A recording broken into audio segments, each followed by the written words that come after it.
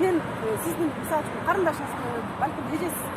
мен сизге мисалы үчүн ошондой эмеден да просто кыргыздын каада салт урп адаттары мамлекеттин бүтүндүгү улуттун баалыгы жана үлгүлөр баалыктар биздин эски любой кыргызстандыктын жараны бул жерде биз эртең менен чогулуп баштаганда мына апа байбиче орто жаштагы жакта деген балдардын башын таштап коюп келишти сиз көрдүңүз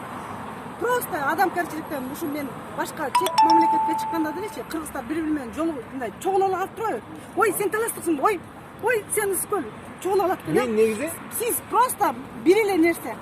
колуңуздан келеби мен мисалы үчүн колуман келет кредитим жок мен могу элге жардам берейин деп чыктым ошон үчүн сиз деген бир эле представителин алып келишиңиз керек болчу жок жата калсаңыз дагы манектен этегине намаз окусаңыз дагы менин макта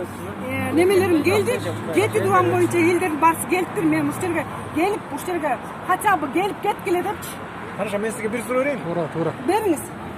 орусча же кыргызча айтайын кыргызча айтыңыз болуптур 2+2 бөлүнгөн 2 канча болот 2+2 4 бөлүнгөн 2 канча болот 2 болот жок канча болот эмнеге туура эмес айтып атасыз туура эле айтып атам 2+2 бөлүнгөн 2 канча болот 2+2 4пү 4тү 2ге бөлсөң 4 да жоогуңуз туура эмес эмнеге жок эмнеге туура эмес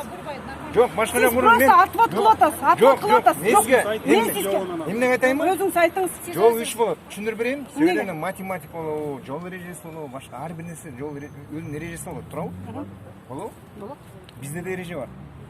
силерде эреже болсо бизде да